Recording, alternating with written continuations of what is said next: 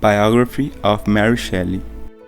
Mary Wollstonecraft Godwin was born in 1797 and died in 1851, leaving only one son and several published works. However, is usually remembered for a single work of great success, entitled Frankenstein. Mary Shelley was the daughter of Mary Wollstonecraft, considered an early feminist and who, unfortunately, died 10 years after the birth of her daughter. She became known for the publication of works, vindications of the rights of woman and the wrongs of woman. The father of Mary Shelley, William Godwin, was a journalist, writer, and anarchist theorist, considered the precursor of the libertarian philosophy. He published the book Inquiry Concerning Political Justice that made him famous, and a few works among which we highlight Things as They Are and The Adventures of Caleb Williams. A good child of her parents, Mary published his first poem at the age of 10 and 16. Thereupon, she ran away from home to live with Percy Shelley, only 5 years old, but already quite famous romantic poet who married just 5 years before with Harriet Westbrook, whom had 2 children. After the suicide of Harriet, Mary and Percy got married in 1816, and Mary adopted the surname of her husband, going to call Mary Wollstonecraft Shelley. Literary style. The literary style of the book is romance, sci-fi, and horror. Summary of book.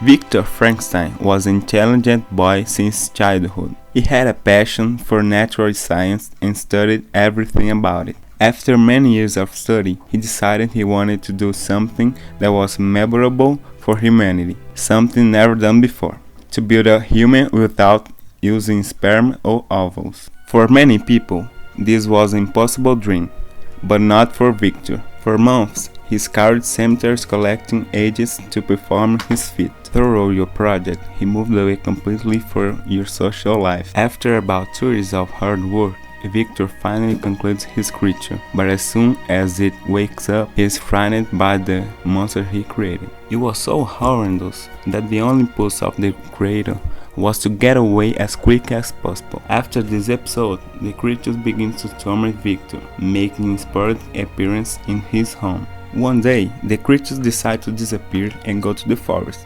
where he had no trouble finding food, and in the middle of the forest, found a house with a barn next door. The creature spent much time in this barn watching the family who lived in the house.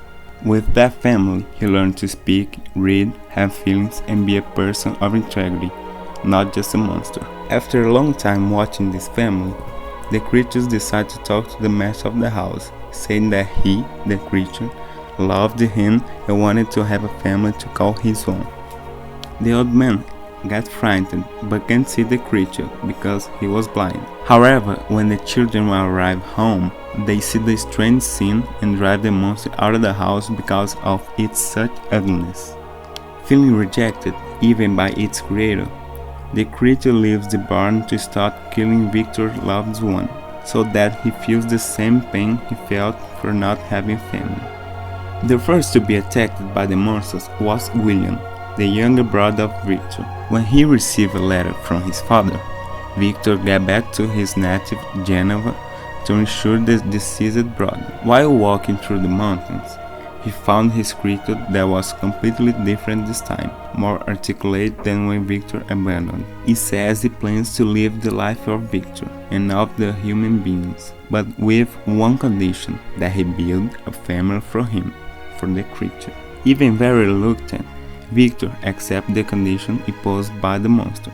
Returning to his family, he meets Elizabeth, a childhood friend who always loved and asked her to marry. Soon after this, he returns with his friend, Clerval, to England, and from there go to an island where he starts to build the female to his creature.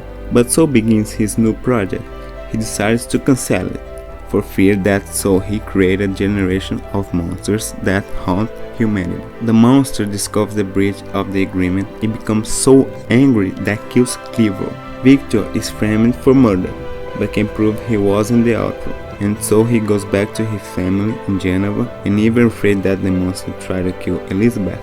They get married on the same day of the honeymoon and wedding night. While Victor comes out to watch the plays, the monster appears and strangles the wife of his creator. Heartbroken, Victor returns home and tells the news to his father, who gets shocked and sickens and dies. Normal relatives, Victor decides to go to hunt the monster. They follow the clues lead to the North Pole, when a ship that rescues meet him in a very sickly appearance. Victor, even very weak, can tell their story to the ship's captain and soon die. So the creatures promise to keep moving north and there never returns, giving peace to all human beings. Topics of comparison of season and news.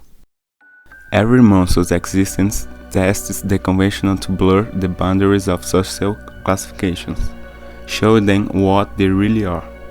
Constructions of the human will and not immutable destinations.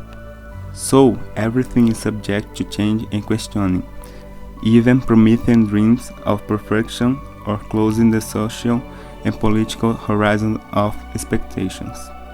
The ideal of brotherhood, in the sense of solidarity and engagement around the full realization of the principles of equality, could not be left by the wayside by European companies under the political atmosphere of the Restoration.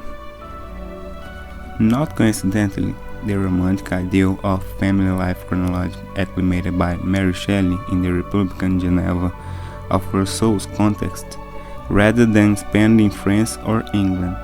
In this sense, and all of the implications already mentioned above, A Monster Full of Rousseau's Consciousness is the perfect mirror for Europe's restoration. Contemplate yourself and feel as Frankenstein, inescapable, responsible for social crimes arising from the deformity of an ideal pollution. Links between the work and society. It was a time when people believed in stories of monsters, and any strange event was considered supernatural, because they had no access or knowledge enough to understand that these things were myths. So many books like Frankenstein and Dracula appeared around this time because of the prejudice of the time.